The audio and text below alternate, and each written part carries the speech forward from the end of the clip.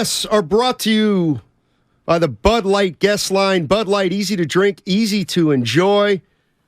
Let's go out and talk to John Dickinson, our 95.7 The Game Odyssey reporter. JD, what's going on, man? How you doing? What's going on, fellas? Yeah, host, a little bit of everything here. And just got off the plane and got home and ready to talk to you guys. Just brutal news about Purdy. I mean, with the full tear and now needing the surgery. And as I told you guys last night, it doesn't necessarily mean it's not a 1-year injury. It looks like it's a 6-month injury, but basically 6 months from this week is right when training camp starts at the end of July. So just to kind of dive right into that news, it really wouldn't be surprising at all if the 49ers start training camp and both Brock Purdy and Trey Lance, neither one of them are 100%, which is just incredible to think given all the issues they've already had. Well, let me ask you this. It sounded to me like the worst-case scenario would have been a rotator cuff, like the baseball injury. That might have been a 9-12, but this is kind of like the second worst.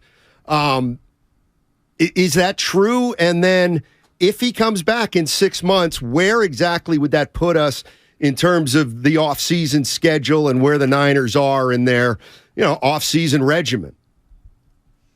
Yeah, I mean, 6 months from today, guys, is July 30th, and that's training camp. I mean, that's the first week of training camp and looking at it. So, if he would be just getting back into the fold at that point in time with a month and a half to go before the season, that's less than ideal. And I think with the Trey Lance surgery, the second surgery, which I know they've gone out of their way to say it was planned and it's no big deal and he's going to be ready for OTAs and all of that, well, I'll believe it when I see it. I think most likely the 49ers are going to enter training camp next year with neither one of those guys at 100%, which is a big-time blow considering – as we were just talking about everything that's already happened. The one reference I come back to, and I think I mentioned this to you guys via text last night, is the Jake Delhomme example. He had the Tommy John surgery, and it sounds like Purdy's not necessarily going to have Tommy John surgery, but he's going to have a different type of reconstructive surgery on the elbow. But Jake Delhomme, the quarterback for the Panthers back in the day, he had the Tommy John in 2007, and I saw Chris Mortensen put it out. I guess he had talked to Jake back then, and he said within 6 months his arm was better than ever. So I think that should at least give the 49ers and their fans some hope. When we hear Tommy John, we're so used to it. When you hear the UCL injury, more specifically, we're used to it in baseball. Yeah. And for a pitcher, it's a 12 to 14 month, sometimes longer injury, which obviously would be catastrophic for the 49ers if that was the case. But for quarterbacks, the rare few that have had these type of elbow issues, it is not a year-long deal, which obviously would wreck next year before it even begins for the 49ers. Yeah, JD, I was telling Steiny, and I've done before, Steiny, why do the Niners always endure these injuries? What's in the water? Then you get Mr. Irrelevant to go on this run, get you in this game, and you may have, a franchise quarterback, and not even a quarter and a half into the game, the NFC Championship game, he's out, and we get this news. I mean, you got to be kidding me. With that said, JD, and I threw this to you last night, Tom Brady, Aaron Rodgers may be on the move, and I know he may be back August, and we don't know if there's going to be setbacks, but if you're the Niners, Kyle and John, do you do your due diligence and look into Brady or whoever is available that could come in, a veteran, and help you? I think you absolutely have to look into Brady at this point because he would be the one guy if you did sign him that you would know is healthy at the beginning of training camp, which is incredible considering his age and obviously his career to this point. But I think the 49ers were probably comfortable not going down that path because of how well Purdy had played and knowing that they still had Trey Lance on the roster. But no, there were two thoughts that came into my mind as the news broke here within the last half hour. The first one was, well, this actually does give the 49ers an opportunity to have the two young quarterbacks be in a more legitimized competition because part of the competition will be who's healthier, because neither one is probably going to be 100%. So now you can, whereas you probably couldn't have got away with a competition because Brock Purdy at this stage, at least, is so far advanced as a quarterback compared to Trey Lance. You couldn't have got away with bringing those two in and saying competition. I think you probably could do that now because neither one of them are fully healthy, or at least projected to be fully healthy by the time training camp starts. But the second thought, Goo, and Steiny, was you have to look at the veteran quarterback market, and I think that starts with Brady. And I think, we'll see what happens with Rodgers. He may wind up being somebody that's more expensive. But the 49ers, this year tells you, quarterback issues wrecked another season for the Niners. And you could say they were in the NFC Championship game, and it all worked out. Some of it was luck. Some of it was, some of it was bad luck, obviously, but luck that they had the three that they did on the roster to get through the season. But it still ended 2022. The overarching headline is going to be the quarterback position being injured. It basically cost the 49ers another shot at making getting to a Super Bowl again. And so that you have to do, if you're them, everything you possibly can to give yourself as many different options as you possibly can to avoid that, prevent that from happening again in 23. John Dickinson joining us on 95.7 The Game on the Bud Light guest line. So I'm just looking, Brady made $15 million this past season.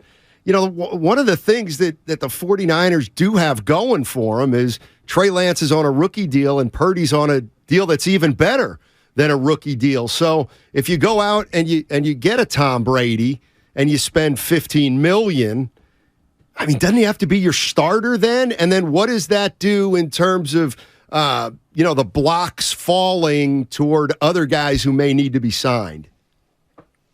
Yeah, it would be problematic. There would be some calculus to maneuver there. And I think if Brock Purdy was healthy, I think we would all agree, maybe not, but I think we would all agree that the 49ers are pretty confident and comfortable in him being the starting quarterback moving forward. And Trey Lance at that point would be afforded the opportunity to be, to get healthy and maybe get another shot due to injury. I also think this gives Trey Lance another chance, frankly, that he wouldn't have gotten if Purdy is maybe the lesser of the two in terms of being healthy. But yeah, if you go get Brady, you're going and getting Brady with the intent on him being the starting quarterback. But I think there'd be some reluctance to do that, potentially because of the money, but also potentially because you just aren't going to fully know whether the other two are going to be fully healthy. And look, I think the Niners were going to have to make this decision anyway, guys, between how hard do you look at Brady after going back 3 years ago when they thought that Brady had fallen enough and that Jimmy Garoppolo had played well enough to where they rolled with Jimmy Garoppolo. I think they were in a similar situation with Purdy this year, where Purdy had played well enough to where I think you'd be comfortable handing him the job, but it's still Tom freaking Brady, even if he's 46 at that point. And if he's available and wants to come, how do you turn that down with all of the weapons that this 49ers team possesses on the offensive side of the football that could make his life a lot easier? So then you factor in the money component to it, and it's not an easy decision because you'd be needing to bet on Brady earlier in theory than maybe you would know the timeline for when Purdy and Lance would be healthy, if they're healthy at all. Maybe this winds up being the Niners give Tom Brady a call and Brady's unsure what he wants to do, and maybe Brady waits around till April or May or June and goes the pseudo-retired or waits to sign route, and then they get a little more information as things get closer, and there could be more of a likelihood of the two coming to some kind of a pact if it looks like the two young guys aren't going to be where they need to be a factor at the beginning of 23. Good stuff, Jay. We know you were in the house yesterday, and you know me, I'm trying to process this game, and I'm going to give you two options. You got to answer one, Jay, because I'm torn. What shocked you the most? The fact that Philly controlled both of the lines, defense and offense, or the fact that Kyle and company didn't challenge the Smith catch, which I think had a big bearing on the game? Well, I think it's the catch. I'm not shocked. The Eagles are really good up front. And I know we're not used to seeing the 49ers get beat at the line of scrimmage, but the Eagles were probably the one team above every other team in the NFL that had the ability to do that if they played well, and they did play well in the game. Now, not challenging is, I mean, it's inexplicable to me why you don't call a timeout. And at least in the haste of everything that's going on, and the Eagles are trying to run up to the line and all of that, like, just take a timeout. It's the first half. It's early in the game. You can burn a timeout in the first quarter on the first drive of the game, and it's not going to come back and haunt you later. So with everything so chaotic and with it being such an important play, being a fourth down play where you would have snuffed him out and turned him over on downs, I think you have to, if you aren't sure, then you have to call the timeout to give yourself a little bit of a breather to get everything organized. I thought it was interesting to hear Kyle Shanahan say that they didn't get a good look initially, but he was still going to call a timeout until, and I remember this moment, they put on the big screen the angle that looked like an incredible catch. And at that point, and this is where I think Kyle made the mistake, he trusted the fact that the Philly scoreboard was going to put something up there. Like, they were never going to put something up there that made it look like it wasn't a catch. So I think even if they had the other looks, and obviously when they go under the hood, the officials would have had those other looks. I think Kyle maybe in the moment got a little bit lost by what he saw on that replay and overthought it a little bit and decided to not go with the challenge. Then after play has already resumed, then Fox has got all these replays, and it obviously clearly was not a catch. That really, to me, the two biggest plays of the game beyond Purdy getting injured were the non-challenge and Josh Johnson dropping the snap and having that turn into a turnover that turns into a score.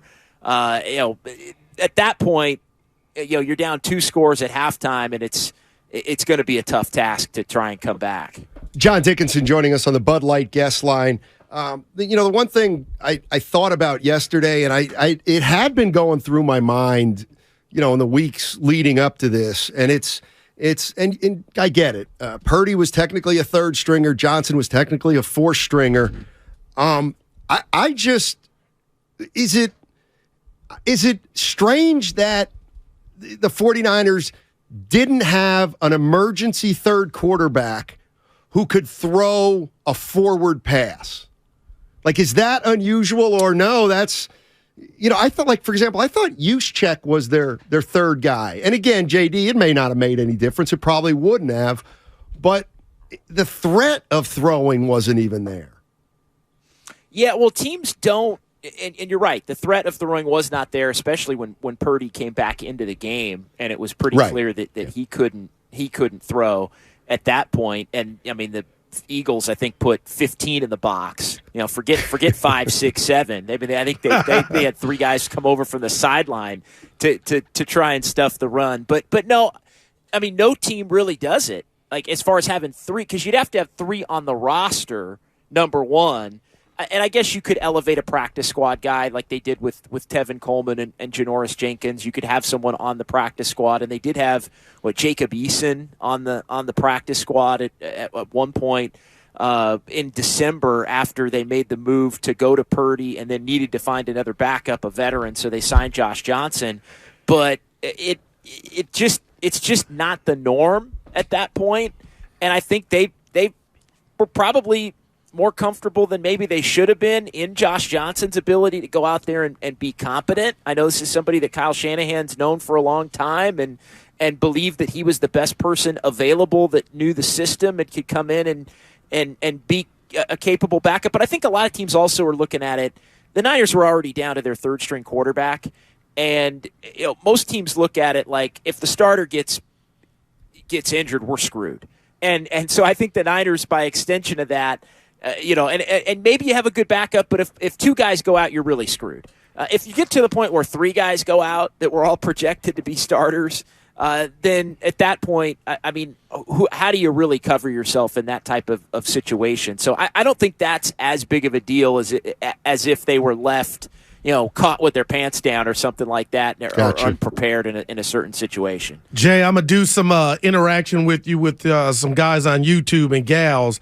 I'm going to read this to you from Otis Bird III, and it kind of hit me, but I know how I am. Sometimes I'll do too much, but I want you to rebuttal to this. In football, Otis Bird III, you only have so many chances to get to this point. Hate to see another Super Bowl contending Niners roster wasted. How would you respond to that? I don't think this season was wasted. If that's the angle that Otis is coming from. If he's talking about this season, I mean, this season, I think you could tell there was.